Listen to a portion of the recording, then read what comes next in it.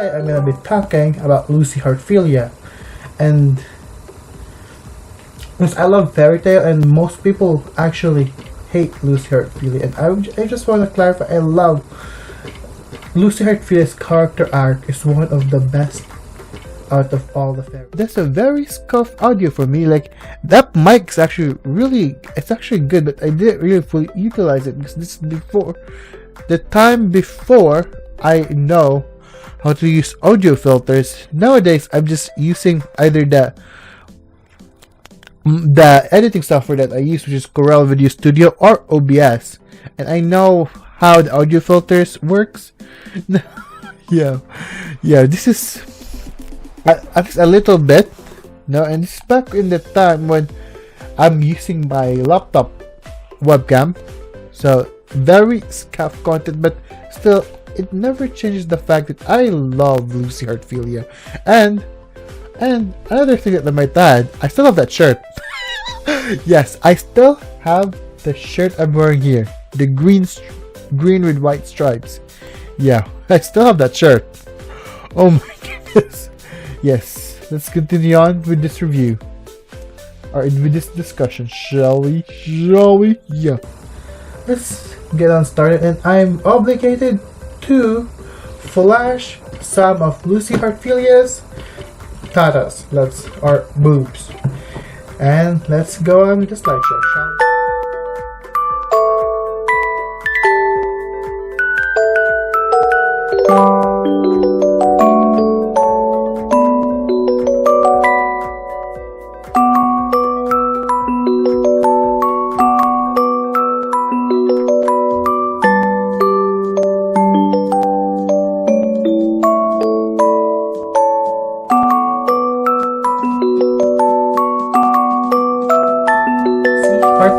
Lucy Heartfilia, his age is 17.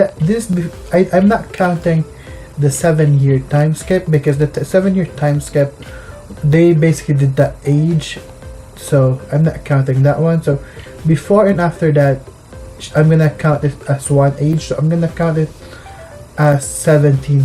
She's 17 years old before and after that gap, because they did it age. But I'm gonna count the 2-year time skip that happened after Tartaro's arc, which is currently she is 19 years old. Her hair color is blonde, of course, and she has brown eyes, bodacious body, by the way, very cute appearance, and her guild is located at the back of her right hand. Her affiliation is with the Heartfilia House formerly, and with Sorcerer Magazine during the 2-year time skip.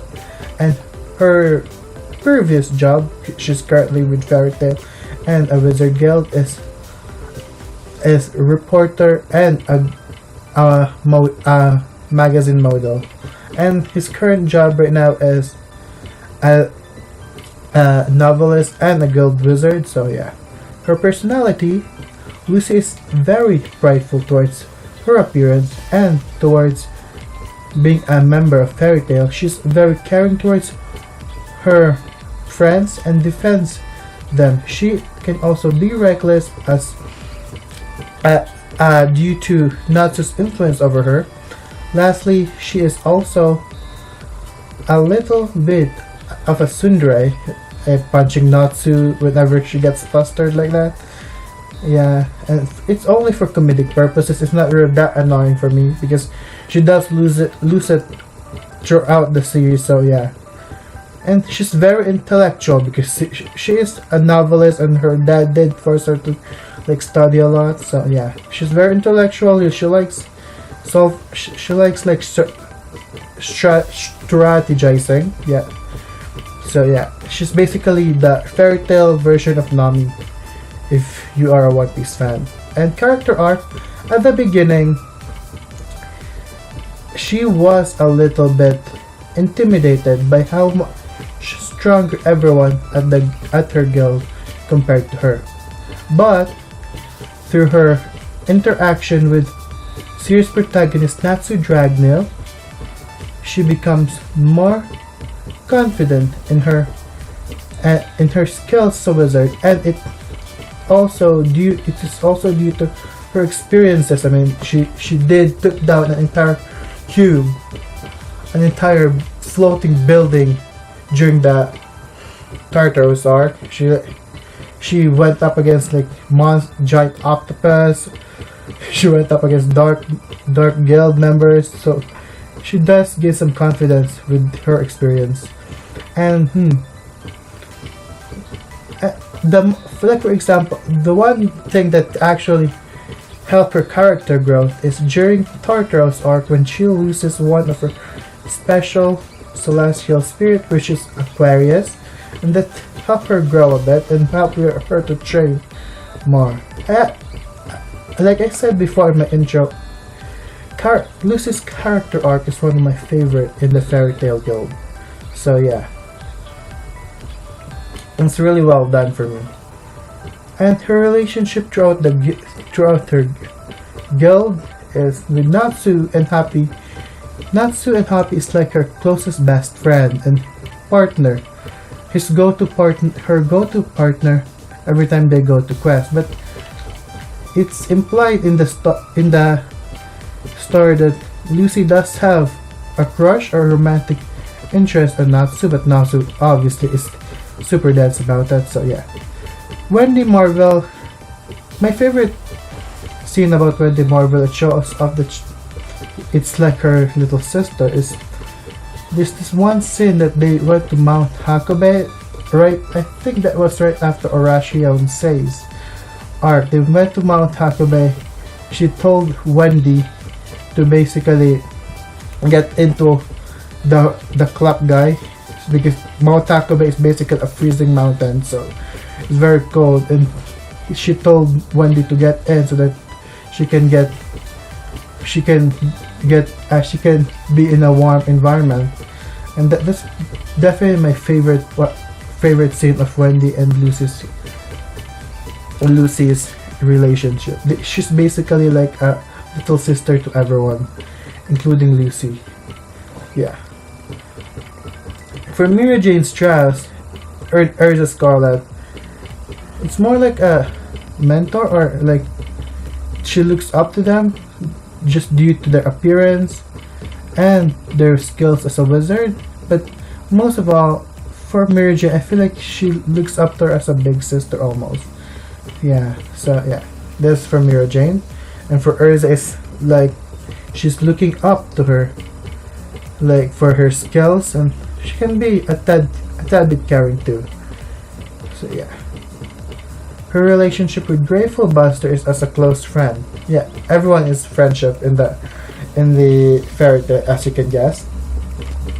For Juvia thinks of Lucy as a love rival for Gray, but I think Juvia knows that deep inside Lucy does have feelings for Natsu, romantic interest. Despite her thinking that Lucy is her love rival, Juvia remains to be one of Lucy's closest friends. Kana and Levi are two of Lucy's female best friends simply because they're roughly the same age. Levi's friendship with Lucy began with Levi learning that Lucy is an aspiring novelist, and Levi, being the biggest bookworm she is, she wanted to read her novel, so Lucy promised her that she would be the first one to read her novel once it's finished. And Kana's friendship basically begins during the beginning of Tenyo Island arc. Kana could not tell Gildars that she's her daughter, and the only way she can basically tell her is for her to pass the S-class rank, and if she doesn't pass the S-class rank, she proclaims that she's gonna quit the guild, which made Lucy really sad, and promised that she will help Kana pass it by being his partner. So that's basically how their friendship grew as time, and they just began hanging out together at the guild. Let's see. she's she does respect Makarov as a guild master, despite the fact that she's often being targeted by Makarov's sexual harassment. Yeah, but it's only for comedic effect though. It's only for comedic effect. That my favorite part is during the Phantom arc when Godjill at the first attack of Phantom or to their guild, he actually slapped Lucy's ass, which is just very inappropriate. Mira Jane actually gave her handful for that. Yeah, and she inherited her magic from her mother, Layla Heartfilia. Because of this, she looks up to her and aspires to just be like her. At first, she was tormented by her oppressive father, Jude Heartfilia. She ran away, and when she came back after the Phantom Lord arc, she basically said, "Screw it! If you attack us again, we'll take you down just like any other guild." And she comes back right before, then he comes back. His dad comes back right before Oration says arc began, and I think that's like a little reunion kind of, like they actually patched things up there, and then after the 7-year time skip, it's very emotional for Lucy because within the time skip, Jude actually passed away, and she was crying, and she gave her like the remaining money that he has, like the money he saved up during that time skip, so she wouldn't like go homeless or anything like that. So yeah, it's very emotional for Lucy right after the 7-year time skip for him. Yeah, and not to mention, everyone in town believes that Fairy Tail actually died during that attack, during the Tenyo Island arc, but his dad is one of the few people that believes that Lucy is still alive, and thus he actually entrusted her with all of the remaining money, yes, which is a lot, and paid off half, like all of her rent, the rent that she owes, that's actually lucky for her, because if not for that money, she will go into the streets. So yeah, I like that they actually patched things up there and emotionally. So yeah, she does love her dad. Yeah, that's everything.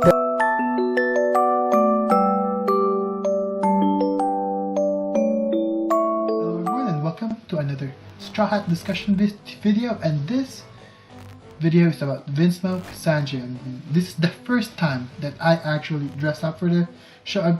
I mean, I did Luffy I think a couple years ago, then I've done Zoro and Usopp recently. Next would be Nami, but I'm not wearing a bikini top.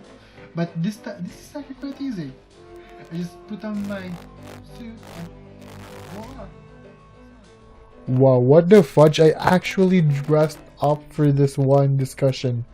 That's quite awesome, man. Oh, this time I started to evolve my audio, so starting to learn how to manipulate the audio here, so a little bit of a clearer audio from me. Yeah, not so scuffed in the audio department. And I think this is when I actually got my new webcam, if I'm not mistaken, because this is a different camera from this video. The Sanji discussion is actually a little bit of a better quality for me, so that's probably why. Yeah, it's probably a new webcam. This is probably the very first episode where I use my webcam. So yeah, I think I recorded this early 2020, if I'm not mistaken. Yeah, I'm not mistaken. I'm probably gonna show off mid-editing when. So yeah, probably 2020. I'm betting on that. Editing me, confirm. Please confirm it. Let's get on started with some facts. First fact about Sanji Vinsmoke is Sanji debuted in chapter 42 in the manga and episode 20 in the anime. Although it's East Blue Saga, so it's usually just the introductor of major characters for One Piece. So he's one of the East Blue crew, original East Blue crew. Yeah, and the third person officially joined this tribe. I'm not gonna count Nami because Nami officially joined after Arlong Park, so that's why I'm gonna go with the number or the position of the crew, which order they officially joined the crew or joined Luffy. So it's gonna be Sanji, the third person to officially join the crew, and then his position of the crew is the cook, and with that in mind, he prefers to fight with his legs or kicks, as his hands is only to prepare food. Although one of my favorite fights for Sanji is the one that he have with Wanzai. I think Wanzai was this name from Enies Lobby arc, where he uses an actual long knife to fight. That was epic. I really did enjoy that one. So that was the first fight that he actually uses a sword. It is quite proficient. I mean, he is part of the Germa, and according to his daddy Judge, he was trained in combat using a sword, so he was quite proficient in that. Yeah. Okay, wait. Let's disowned. He was okay. Sanji, although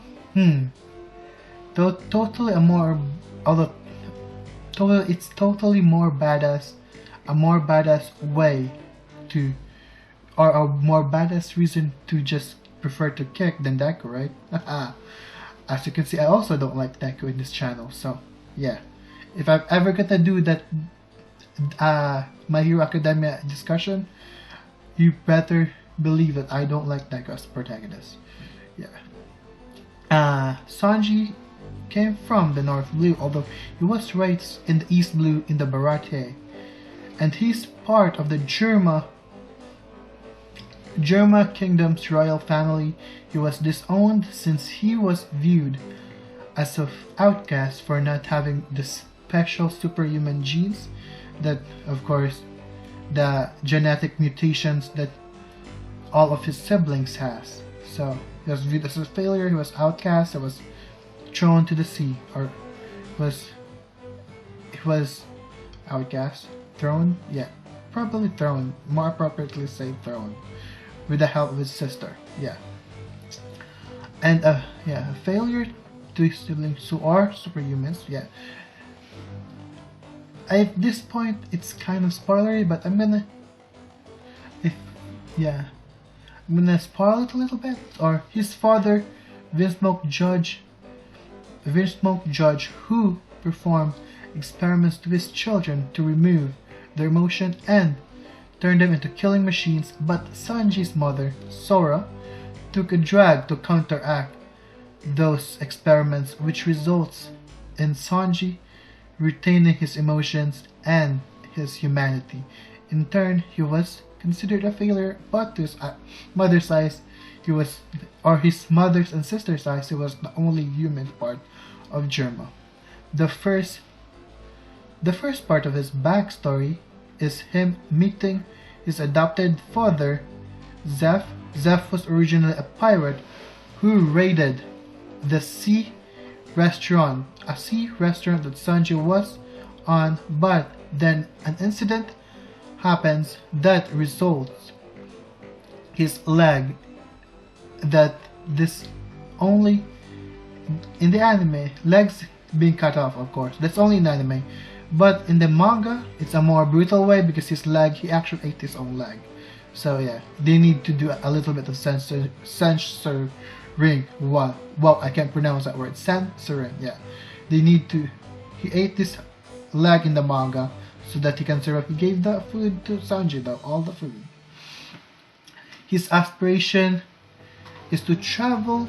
Sanji's aspiration is to travel with the Straw Hats to find the All Blue, a sea where you can find fish from all 4 blues in the One Piece world. I should probably do a video about the geography of One Piece, but of course some YouTubers already got that, right? So I'm just gonna continue with my Straw Hats for now. Oda tends to change up the appearance of all the Straw Hats, especially arc by arc, especially with Zoro, and with our boy Monkey D. Luffy here, and Sanji, because of course those 3 are usually on like the most of the time doing the fighting and have majority of the screen time. So he usually changes up the appearance. So I'm gonna just state what usually they wear on a daily basis. And with the case for Sanji usually is a slim, muscular physique, and he usually wear, just like mine, a yellow dress shirt like this and a suit and tie. I don't have a tie, but I do have a blazer, so that's it. That's why I wear this, right? And he's got he have a blonde hair. Of course, it's also very distinct for Germa to have an eye covering, or like it's a very distinct blonde color hair for all the Germa, which Reiju is pink. I think Ichiji was the red one. I'm not sure. Ichiji is the red one, and then Niji is the blue, and then Yanji is the green. So it's very distinct. Although for Sanji, he has the same color of hair as his daddy Judge, and his mother. Sorry. Although yeah, that actually makes sense though in context of the story, because of course, just like I said, the only person who retains his humanity and his emotions is Sanji.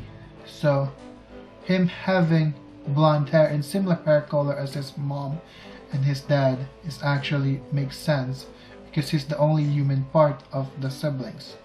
So,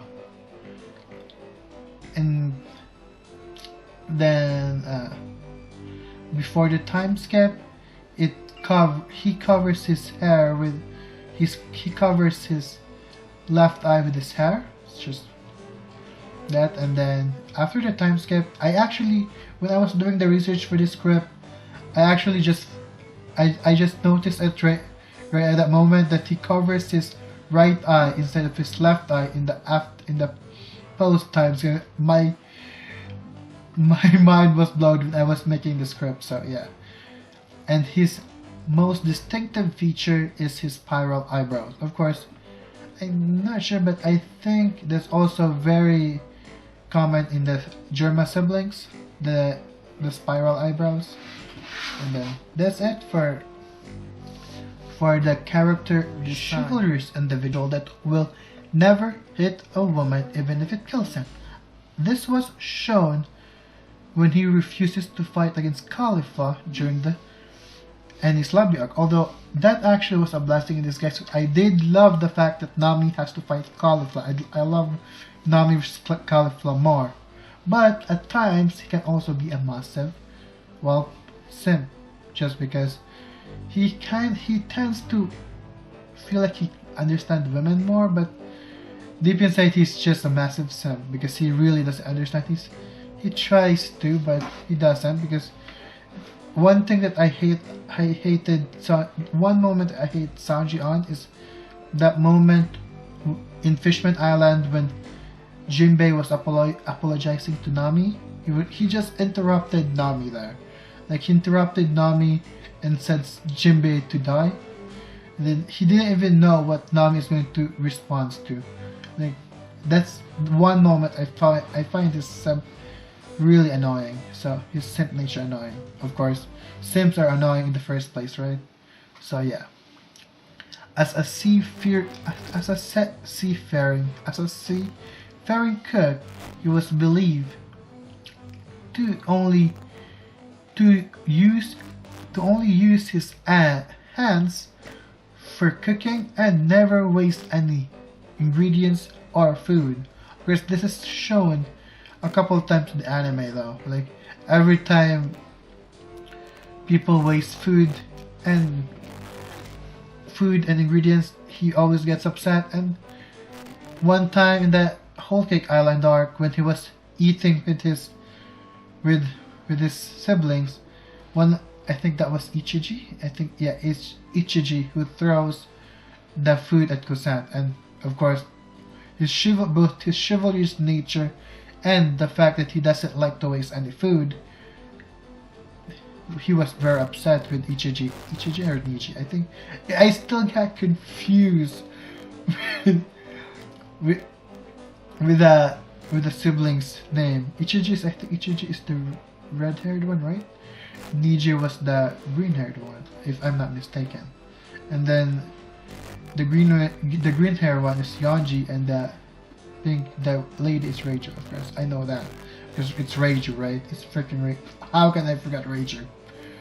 So yeah, he's very perverted and using every opportunity to peep at Nami and Robin's at the bath. Of course, the only devil fruit he wanted to have is the clear fruit, just for that reason. Of course, through the power of Germa technology that he hated, he was able to master the power of invisibility, and no woman's bath is safe against Sanji. I mean, he can finally help the Straw Hat. He can finally help the Straw Hats. Not peep, right? More efficiently though, with his invisibility. Which is ironic in a way that he always hated the fact that he is related to the Germa, and yet because he is to the Germa, because he is a Germa, he gets the power that he always wanted.